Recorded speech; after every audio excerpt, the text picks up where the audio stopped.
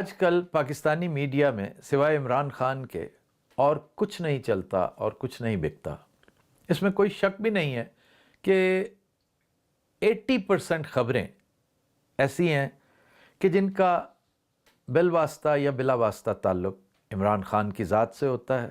80% topics وہ ہوتے ہیں جن میں کہیں نہ کہیں کسی نہ کسی انداز میں خان صاحب، ان کی فلسفی، ان کی آئیڈیالوجی، ان کی پارٹی، ان سے متعلق شخصیات وارد ہوتے رہتے ہیں۔ لیکن آپ نے شاید اس بات پہ کبھی غور نہ کیا ہو کہ صحافیوں کی، ولاگرز کی اکثریت اسی بینڈ ویگن کا حصہ بنی ہوئی ہے۔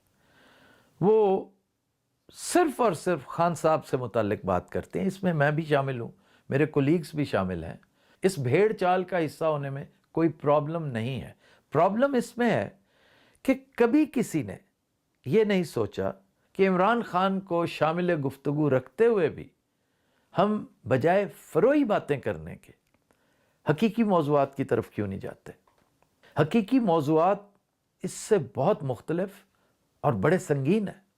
ہماری بحث، ہماری گفتگو زیادہ سے زیادہ چند شخصیات کے گرد گھومتی ہے۔ جنرل عاصم منیر کا تذکرہ، نواز شریف کا، مریم صفدر کا، بلاول زرداری کا۔ یہ کیا موضوعات ہیں؟ یہ ونس ان اے وائل تو چلو ٹھیک ہے، ادروائز یقین کیجئے ان پر گفتگو وقت کا ضیاع ہے۔ البتہ چونکہ جنرل عاصم منیر ایک کلیدی پوزیشن کے حامل ہیں، ان کا حقیقی موضوعات میں شامل ہونا بھی بنتا ہے، کیونکہ جب حقیقی موضوعات ڈسکس ہوں گے، جب بھی ہوئے، وہ اس میں اہم پوزیشن کے حامل ہوں گے۔ لیکن یہ جو دوسرے ہیں نا، ان کے بارے میں میں ہمیشہ کہتا ہوں، ان کا تذکرہ صرف آپ کو فٹ نوٹس میں ملے گا، ہماری بلیک بکس میں ملے گا۔ تاریخ کی وہ سیاہ اوراق جن میں خاص لوگوں کی فہرست مرتب ہوگی۔ جس طرح معمار ہوتے ہیں نا قوم کے، اسی طرح قوم و ملت کو مسمار کرنے والوں کی بھی ایک فہرست ہوگی۔ یہ سب اس میں شامل ہوں گے، انشاءاللہ ضرور ہوں گے۔ ہم بھی جاتے جاتے ضرور کریں گے، اور ہمارے بعد والے مورخین بھی کما حقہ ان کے ساتھ انصاف کریں گے۔ یہ سب ہماری قومی تاریخ کے، ہماری نیشنل ڈائریکٹری کے رانگ نمبرز ہیں۔ اور آپ جانتے ہیں کہ سر فہرست کون ہوگا؟ قاضی فائزی صاحب، ہمیشہ ہمیشہ کے لیے۔ زرداری، نواز شریف، خواجہ آصف، مریم صفدر، بلاول، حتیٰ کہ واوڈا، یہ سب بعد میں آئیں گے۔ اور اس کی وجوہات میں پہلے بھی کئی دفعہ ڈسکس کر چکا ہوں، پھر کرتا رہوں گا حسب توفیق۔ پھر ہمارے موضوعات میں ہیجان خیزی ضرور ہوتی ہے۔ جیسے گزشتہ روز سے ہمارے سوشل میڈیا پر یہ ہیجان خیزی تواتر سے نظر آ رہی ہے کہ why is general Asim Munir here in London? وہ یہاں کیا کرنے آئے ہیں؟ ان کی کیا مصروفیات ہیں؟ اس حوالے سے خبریں بھی آتی رہیں، جھوٹی بھی آئیں، سچی بھی آئیں، لوگوں کے اندازے بھی، قیافے بھی۔ یہ بھی میں سمجھتا ہوں فروئی باتیں ہیں۔ پھر ایک اور موضوع یہ بھی چل نکلا ہے کہ عنقریب کوئی نہ کوئی غداری کرنے والا ہے۔ پی ٹی آئی کے اندر غدار چھوڑ دیے گئے ہیں، یا تو وہ کل پرسوں غداری کریں گے، یا انشاءاللہ اگلے ہفتے ضرور کریں گے۔ اس سے کیا فرق پڑے گا؟ میں کہتا ہوں خان کی موجودگی یا غیر موجودگی میں 99% قیادت پی ٹی آئی کی اگر غداری کر جائے، اگر ڈیفیکٹ کر جائے، لائن کراس کر کے دوسری طرف چلی جائے، تو کوئی فرق نہیں پڑے گا، چندہ فرق نہیں پڑے گا۔ اس لیے کہ یہ پارٹی تب تک ہے جب تک خان اور اس کا فلسفہ زندہ ہے، اور ناگزیر کوئی بھی نہیں ہوتا۔ اللہ خان کی عمر دراز کرے۔ اگر اللہ تعالیٰ نے خان کا کوئی تگڑا جانشین پیدا کر دیا تو کوئی زیادہ فرق نہیں پڑے گا۔ اس کی فلسفی، اس کے نظریات زندہ رہنے چاہیے، اس کی قربانی، اس کا ایثار، اس کا حوصلہ، اس کا عزم، اس کی استقامت، یہ زندہ رہنی چاہیے، اور یہ ہمیشہ زندہ رہے گی انشاءاللہ۔ لگے تو ایک اور فروئی موضوع، یہ بھی تھوڑا سا ذکر سنتے جائیے کہ ہمارے مسائل کو دیکھنے کے باوجود، ہماری کسمہ پرسی، ہماری پلائٹ، پاکستانی عوام کی دیکھنے کے باوجود امریکہ ٹس سے مس کیوں نہیں ہو رہا؟ واشنگٹن ڈی سی سے کوئی خیر کا سندیش کیوں نہیں آ رہا؟ اکا دکا ٹویٹس آ جاتے ہیں، چھوٹی موٹی خبریں آ جاتی ہیں، اس سے کیا فرق پڑتا ہے؟ ظالم خلیل زاد اکیلا کیا کر لے گا؟ جو ولسن اکیلا کس جگہ ہے. رچرڈ گرینر بھی قدرے خاموش ہے. وہ بول پڑا تب بھی کیا ہوگا. نیا انڈر سیکرٹری آف اسٹیٹ زیادہ سے زیادہ کیا کر لے گا. یہ ساری باتیں بھی یقین کیجئے انتہائی فروئی ہیں. میری تو دعا ہے کہ اس میں خدا کرے کہ صدر ٹرمپ کو بالکل انوالو نہ ہونا پڑے. مطلب پاکستان اور کتنا کو بنانا ریپبلک بنے گا. اب آئیے اصل موضوع کی طرف. میں نے بہت کم سنا ہے میرا، اور یہ بھی میں وزاداری سے کام لے رہا ہوں، ہاتھ ہولا رکھتے ہوئے کہہ رہا ہوں، میں نے آج تک کسی کے منہ سے یہ نہیں سنا کہ ہمارا اصل پرابلم کیا ہے، اصل ایشو ہماری زندگی میں، بلکہ ہماری قومی زندگی میں اس وقت ہے کیا. اصل ایشو خواتین و حضرات یہ ہے کہ تبدیلی آ رہی ہے. وہ تو ناگزیر ہے، اس میں تو کوئی شک والی بات ہی نہیں ہے. اگر کوئی کہتا ہے کہ تبدیلی نہیں آ رہی، سٹیٹس کو اسی طرح جاری رہے گا، تو وہ بے وقوف ہے، وہ احمقوں کی جنت میں رہتا ہے. اس لیے اس کا تذکرہ ہی چھوڑے. تبدیلی آ ضرور رہی ہے، لیکن کس میں؟ حکومت تبدیل ہو رہی ہے. چند چہرے تبدیل ہونے سے کوئی تبدیلی نہیں آئے گی. حتیٰ کہ انتہائی اہم چہرے بھی تبدیل، انتہائی اہم، and you know what I mean, انتہائی اہم چہرے بھی اگر آج تبدیل ہو جائیں تو وہ بھی کوئی تبدیلی نہیں ہے. دوسری تبدیلی ہے نظام کی تبدیلی. نظام اگر تبدیل ہوتا ہے تو اس کے اثرات دور رس ہوں گے، دیر پا ہوں گے. اور اصل تبدیلی یہی ہے. اگر رب کریم نے پاکستان کی خوش قسمتی لکھ دی ہے تو پھر تبدیلی حکومت کی یا چہروں کی نہیں ہوگی، پھر تبدیلی نظام کی ہوگی. اور میں ہمیشہ گزارش کرتا ہوں کہ یہ نظام بہر صورت کرمبل کرتا نظر آتا ہے.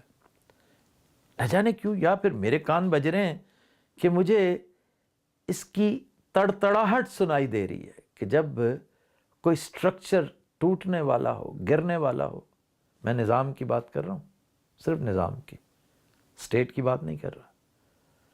تو آواز آتی ہے، پتھر، اینٹ اور لکڑی چٹکنے کی آواز آتی ہے.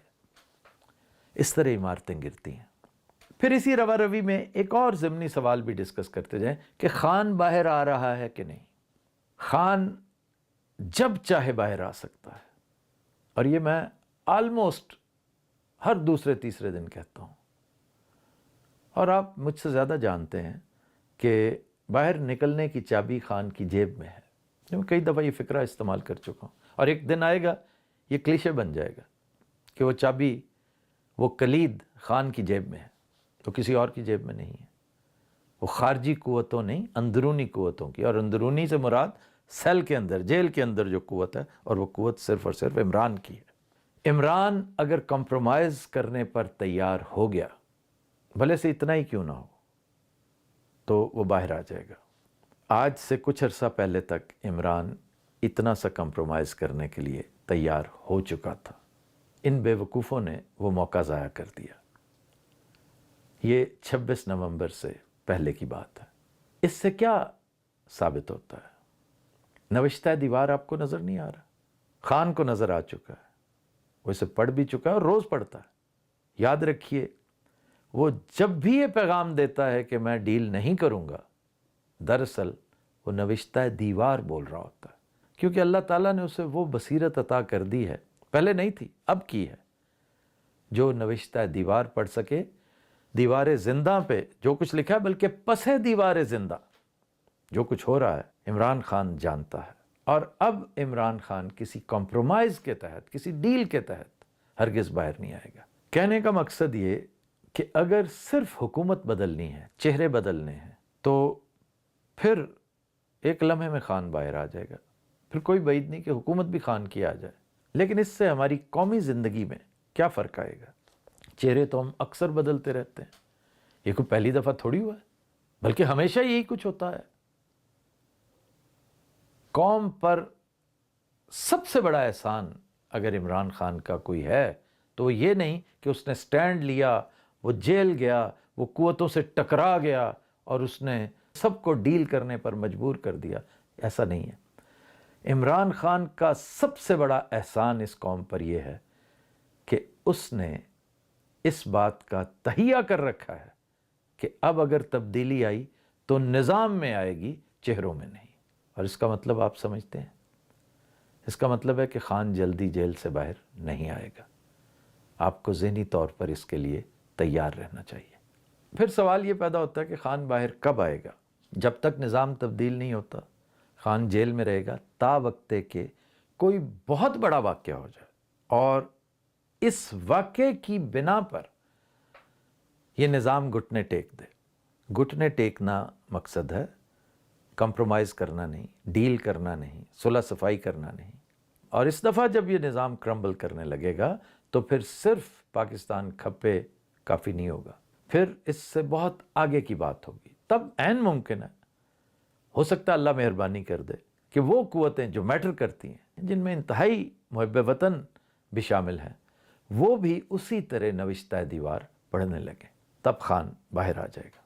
لیکن اس کے امکانات بھی کم ہیں، کیونکہ نوشتہ دیوار پڑھنے کے لیے بصارت ہی نہیں، بصیرت بھی چاہیے، اور یہ بہت عام نہیں ہے۔ یہ اللہ تعالیٰ نے بڑے حساب کتاب سے تقسیم کر رکھی ہے۔ پھر ایک اور چیز ذہن میں رکھنے کی ضرورت ہے۔ یہ ہو سکتا ہے یہ باتیں آپ کو تھوڑی مایوس کن لگیں، لیکن ولاگ سننے کے بعد غور ضرور کیجیے گا۔ ایک ایک لفظ، بلکہ ایک ایک حرف آپ کی آئندہ نسلوں کی خوشحالی کا پروانہ ہے۔ اللہ کرے ایسا ہو جائے، بھلے سے کتنی ہی بڑی قربانی کیوں نہ دینی پڑے۔ اگر یہ نظام تبدیل ہو گیا تو پھر پاکستان کو کوئی روک نہیں سکے گا، اور یہ مشیت ازدی ہوگی، کیونکہ یہ سارا کچھ اللہ کی مشیت سے ہوگا۔ اس کا مطلب ہے اللہ نے پاکستان کے، پاکستانیوں کے گناہ اور جرائم معاف کر دیے ہیں، کیونکہ یہ نظام چینج ہو رہا ہے۔ بھئی آپ کا سب سے بڑا دشمن، وہ اژدہا جس نے آپ کو اپنی لپیٹ میں لے رکھا ہے، وہ یہ نظام ہے۔ وہ کوئی فرد واحد نہیں ہے، وہ کوئی ایک ادارہ نہیں ہے، نظام ہی ایسا ہے۔ ہمیں ترکے میں یہ نظام ایسا ملا، ورثے میں یہ نظام ایسا ملا، یہ سب کچھ لکھا تھا، ہمیں مل گیا، اور ہم غافل تھے، بے وقوف تھے، ہمیں سمجھ ہی نہیں آئی۔ اب اگر آنکھیں کھل ہی رہی ہیں تو ہمیں اس پر صبر شکر کرنا چاہیے کہ جو بنیادی المیہ ہے وہ رفع ہونے والا ہے۔